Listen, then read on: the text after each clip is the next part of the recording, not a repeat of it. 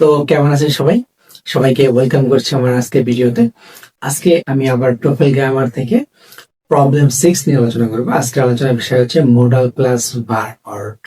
তো modal plus verb কেন? কারণ হচ্ছে মোডাল সবসময় আসলে ভার্বের সঙ্গে ব্যবহৃত হয়, অর্থাৎ একটা মেইন ভার্বের সঙ্গে ব্যবহৃত হয়। তো এক্ষেত্রে মনে রাখবেন, অর্থাৎ remember that modal is used with verb, অর্থাৎ সবসময় এটা মনে রাখবেন যে মডাল হচ্ছে ভার্ব এর সঙ্গে ব্যবহৃত হয়। আর একটা ভার্ব বলতে আসলে কি বোঝায়? ভার্ব বলতে বোঝায় যে ভার্বের যে ডিকশনারি ফর্ম বা মূল যে ফর্মটা আমরা ডিকশনারিতে পাই সেটা হচ্ছে ভার্ব। তো মডাল আসলে কি তাহলে? মডাল হচ্ছে এক ধরনের অক্সিলারি ভার্ব। আমরা জানি যে অক্সিলারি ভার্ব হচ্ছে সাহায্যকারী ক্রিয়া, এবং এটা সাহায্যকারী ক্রিয়া সবসময় কি মূল ভার্বের সঙ্গে ব্যবহৃত হয়। সো এই যে মেইন ভার্বের সঙ্গে সাহায্যকারী ক্রিয়া ব্যবহৃত হয়। তো বিভিন্ন ধরনের সাহায্যকারী ক্রিয়া থাকতে পারে। তো মোডাল এক ধরনের সাহায্যকারী ক্রিয়া, এটা সবসময় মেইন ভার্বের সঙ্গে ব্যবহৃত হয়। তো আমরা একটা লিস্ট দেখতে পাচ্ছি এখানে। তো এই লিস্টের যে ওয়ার্ডগুলো আছে এগুলোকে বলা হয় হচ্ছে মোডাল। তো এগুলো ছাড়াও কিন্তু আরো অন্যরকম অক্সিলারি ভার্ব আছে, বাট তারা কিন্তু মোডাল না। এই যে লিস্ট আপনারা দেখতে পাচ্ছেন, এটা হচ্ছে can, could, may, might, must, shall, should, will, would. এই যে কয়েকটা দেখতে পাচ্ছেন, এগুলোকে বলা হয় মোডাল, এবং এগুলোর সঙ্গে অবশ্যই একটা ভার্ব থাকে, অর্থাৎ এগুলো হচ্ছে অক্সিলারি ভার্ব, তারপর একটা ভার্ব। কিন্তু আমরা কি মনে করি যে অ্যাম, ইজ, আর, ওয়াজ, আর এগুলো কিন্তু অক্সিলারি ভার্ব হিসেবে ব্যবহৃত হয়, বাট এগুলো মোডাল না। কারণ হচ্ছে এগুলো স্বাধীনভাবে আবার মেইন ওয়ার্ড হিসেবে ব্যবহৃত হয়। কিন্তু আমরা যে মোডাল ওয়ার্ড গুলো দেখতে পাচ্ছি, এই মোডাল ওয়ার্ড গুলো কখনোই স্বাধীনভাবে মেইন ভার্ব হিসেবে ব্যবহৃত হয় না। এগুলো অক্সিলারি ভার্ব হয়, এগুলোর পরে একটা মেইন ভার্ব যোগ করতে হয়। এবার আমরা জেনে নিই যে মোডালটা আমরা কিভাবে সেন্টেন্সে ব্যবহার করবো, অর্থাৎ সেন্টেন্সের স্ট্রাকচারটা কেমন হবে। সেন্টেন্সের ক্ষেত্রে অবশ্যই দেখুন, খেয়াল করুন, প্রথমে থাকছে সাবজেক্ট, তারপরে হচ্ছে মোডাল, তারপরে হচ্ছে ভার্ব এবং বাকি অংশ। তো মোডাল অক্সিলারি ভার্ব হিসেবেই ব্যবহৃত হবে, এবং অক্সিলারি ভার্ব যেমন প্রথমে আসে তারপরে হচ্ছে মেইন ভার্বটা আসে। তো এক্ষেত্রে মোডালটা প্রথমে আসবে, তারপরে হচ্ছে ভার্ব আসবে। যেমন এখানে যেমন দে মাইট ভিজিট আস, দে হচ্ছে সাবজেক্ট, তারপর মাইট এটা হচ্ছে মোডাল, ভিজিট এটা হচ্ছে মেইন ভার্ব, তারপরে বাকি অংশ। তো এখানে ক্যান হতে পারে, মে হইতে পারে, অন্য যে কোনো মোডাল হতে পারে, বাট মোডালের পরে অবশ্যই আমাদের ভার্বটা ব্যবহার করতে হবে। কিন্তু আমরা কি ব্যবহার করতে পারবো না, সেটা হচ্ছে আমাদের আইএনজি ফর্ম বা ইনফিনিটিভ, এই দুটো ব্যবহার করা যাবে না। সো এখানে সতর্কতা হচ্ছে avoid using an infinitive or an ING form. সবসময় ইনফিনিটিভ এবং আইএনজি ফর্ম অ্যাভয়েড করে যেতে হবে মোডালের পরে। এটা কিন্তু আমাদের চাপ, আমরা যদি এটা ব্যবহার করি তাহলে কিন্তু আমাদের অবশ্যই ভুল হবে। এবার আমরা এক্সাম্পল গুলো দেখি, তাহলে আমাদের বিষয়টা একদম ক্লিয়ার হয়ে যাবে। যেমন after you show me the way, so এই অংশটার পরে আছে আই ক্যান টু গো।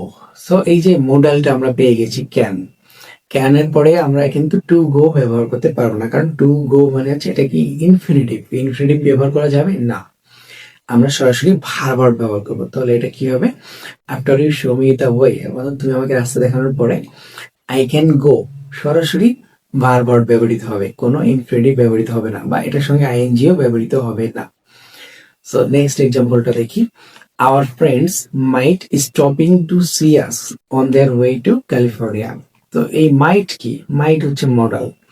আমরা জেনেছি যে মডালের পরে কি ব্যবহৃত হবে? ভার্বের মূল ফর্ম, কিন্তু এখানে আইএনজি আছে, তাহলে এটা ভুল। সঠিক হবে মাইট স্টপ, অর্থাৎ আইএনজি ব্যবহৃত হবে না। Next example, I would, if there is time, liking to make a phone call. So এই যে would হচ্ছে modal.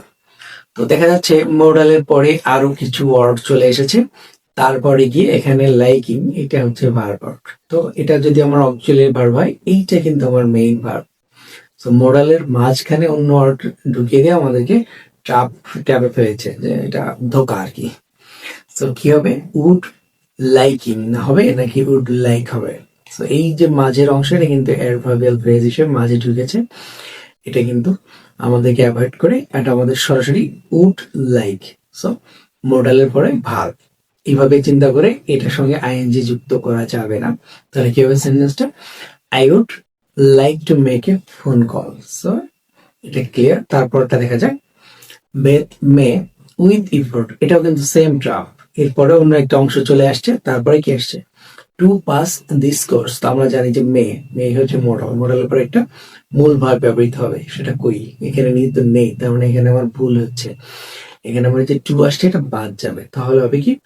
Veda may with effort pass this course. তো সঠিক উত্তরটা হচ্ছে মে পাস, এটা হচ্ছে যেটা সঠিক উত্তর। পরের এক্সাম্পলে চলে যাই। The flight should be on time. তো এখানে একটা টু বি চলে এসেছে, তো ফ্লাইট শুড বি হবে, কারণ এই শুডের পরে আমরা কখনো ইনফিনিটিভ ব্যবহার করবো না, এটাও একটা modal. So should be on time, বা এম ইজার ওয়াজার এটাও ব্যবহার করা যাবে না, ভুল, বি ব্যবহার করতে হবে। অর্থাৎ বি ভার্বের মূল ফর্ম কিন্তু বি, সেটাই সবসময় ব্যবহার করতে হবে।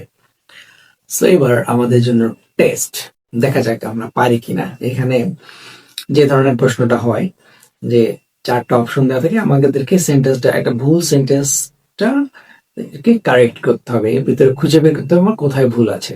যেমন দেখা যাক, many birds will in the normal course of their migration. So এই যে এই অংশটা কি ভুল আছে? নেই, কোথাও ভুল নেই। তারপর হচ্ছে flying more than 3000 miles to reach their winter. So এখানে আমাদের একটা হচ্ছে যে নর্মাল কোর্স অফ মাইগ্রেশন। এই যে উইলের পরে এই যে ভিতরে যে অংশটা নিয়ে এসেছে, এই অংশটা আসলে আমাদের জন্য ফাঁকি। মূল কথা উইল ফ্লাইং, এই যে ভুলটা হচ্ছে এখানে। সো ভুলটা আছে আমার এই বি নাম্বার পজিশনে। এখানে উইলের পরে কি হবে?